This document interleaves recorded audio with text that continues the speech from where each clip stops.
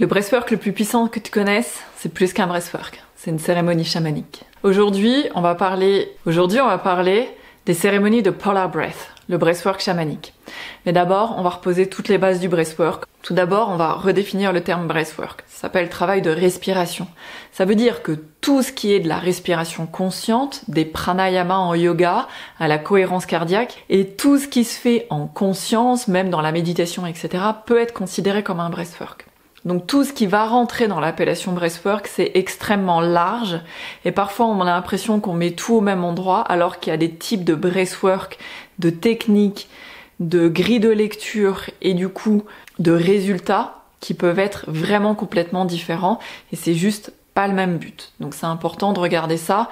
Quand il y a marqué breathwork, c'est quoi la technique derrière, c'est quoi le but, où on emmène les gens. Maintenant, on va venir voir les deux techniques qui sont vraiment les socles fondamentaux de tous les types de breathwork modernes tels qu'on les pratique sur des matelas ou avec différentes techniques. Tout d'abord, il y a le rebirth ou le rebirthing, mis en place dans les années 70 par Leonard Orr. Lui, son concept, c'est de venir revisiter ce qu'on nous avons vécu dans la matrice de notre mère ou également au niveau de la naissance et par une respiration relativement calme mais connectée, donc sans pause à la fin de l'inspire et de l'expire, peut-être avec une bande musicale mais qui est assez douce tout du long, revenir dans cet état. Parfois c'est pratiqué dans l'eau d'ailleurs parce que c'est vraiment des respirations lentes pour venir reconnecter à ce que nous avons vécu et du coup revenir faire circuler des émotions ou des choses qui ont pu se cristalliser dans le corps. La deuxième technique, c'est la respiration holotropique, créée toujours dans les années 70 par Stanislav Grof et sa femme Christina. Le principe de base, ça a été de venir trouver une technique qui pouvait se substituer à la prise de psychédéliques, puisqu'ils ont créé cette technique après l'interdiction de la prise du LSD aux États-Unis. Stanislav Grof a parcouru notamment beaucoup l'Asie pour aller se former aux pratiques de respiration et est venu créer la respiration holotropique. La respiration holotropique, le principe c'est d'avoir une respiration continue, comme dans le rebirthing, mais avec beaucoup d'activation, ou qu'on appellera aussi hyperventilation, pour venir activer beaucoup plus une alchimisation au niveau du corps et pouvoir faire en sorte que le cerveau décroche un petit peu, on est toujours là, mais on passe beaucoup plus rapidement et facilement dans un état modifié de conscience. Et de venir créer au niveau du corps et du cerveau un état qui pourrait s'apparenter à une prise de psychédélique. Ici, le but dans la respiration holotropique, il y en a plusieurs. Déjà, il y a une grille de lecture, comme en rebirthing, pour tout ce qui est gestation, ce qu'on a vécu dans le ventre de notre mère, ce qu'on a vécu lors de notre naissance et comment nous avons été réceptionnés dans ce monde. Donc là aussi où s'engramment nos premières blessures. Mais au-delà de ça, le propos de la respiration holotropique va être de venir visiter d'autres états, voire de voyager. On peut visiter des vies antérieures, faire des voyages qu'on va apparenter plus à un voyage chamanique. Dans les deux cas de figure, les personnes qui sont formées soit au rebirthing, soit à la respiration holotropique sont formées principalement à l'accompagnement de la respiration et à tout le système respiratoire et aux grilles de lecture. Maintenant, qu'est-ce qui différencie ces deux grands types de breathwork dont je vous ai parlé, ou des pranayamas, etc., du Polar Breath que je propose? Le Polar Breath va venir se nourrir des deux grandes techniques dont je vous ai parlé, que j'ai pratiquées depuis plus de 15 ans, mais également auxquelles j'ai été formée. Je vais m'appuyer beaucoup plus principalement sur la respiration holotropique, puisque étant chaman, mon principe, c'est de venir induire plutôt un état de voyage chamanique. Mais on va superposer différents types de travail. Déjà, qu'est-ce qui se passe avec la respiration? La respiration, dans le breathwork, respiration vraiment connectée, donc il faut savoir.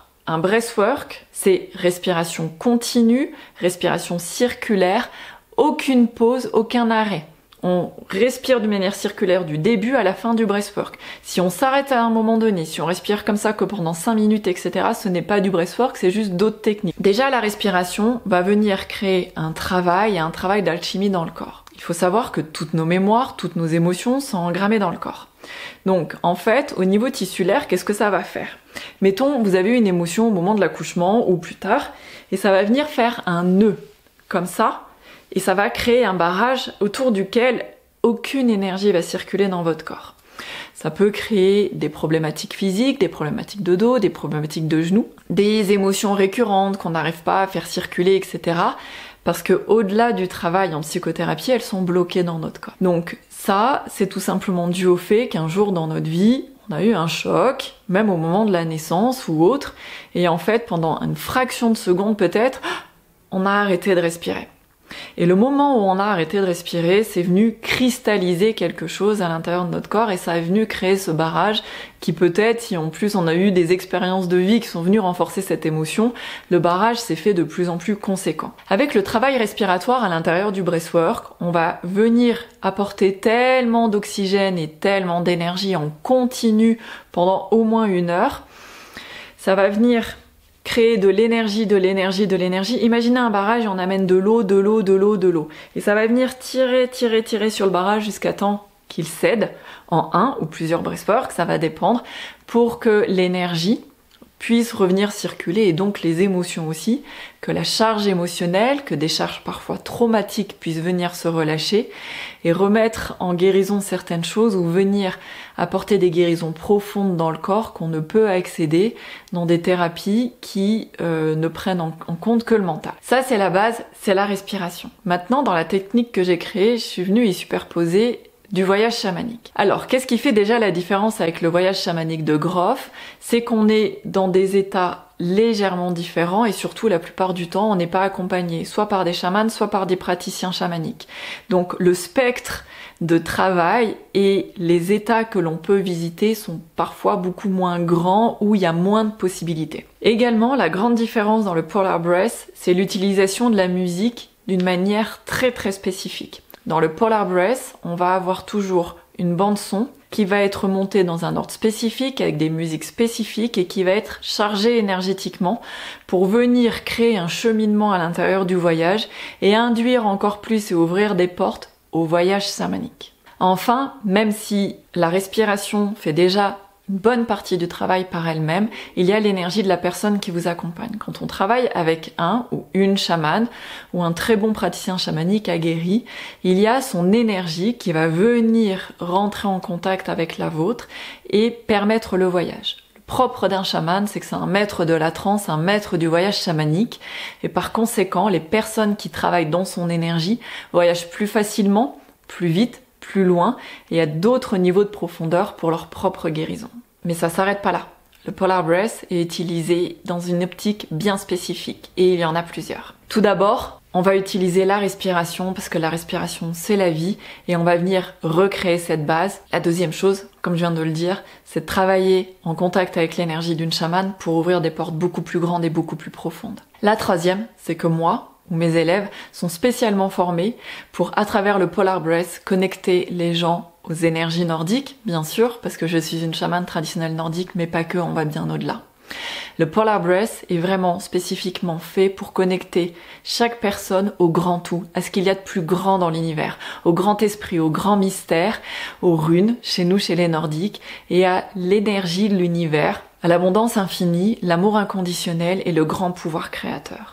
Donc le breathwork va ouvrir des portes pour se connecter à quelque chose de plus grand, à l'extérieur mais surtout à l'intérieur de nous, ce que l'on va appeler notre partie divine. Mais ça ne s'arrête pas là, parce qu'en plus de ça, l'intérieur du travail du breathwork, la façon dont sont montées les musiques, la façon dont est guidée la respiration, va venir éliminer tout ce qui nous sépare de cet état de connexion à quelque chose de beaucoup plus grand et commencer à guérir de plus en plus tous les états de séparation. Le Polar Breath, c'est au-delà d'une technique parmi tant d'autres. C'est vraiment un breathwork chamanique accompagné par une ou des personnes, quand c'est celles que je forme, qui sont vraiment spécifiquement formées au voyage chamanique et à la sécurité à l'intérieur du voyage chamanique. Dans le Polar Breath, il va y avoir 2 modalités.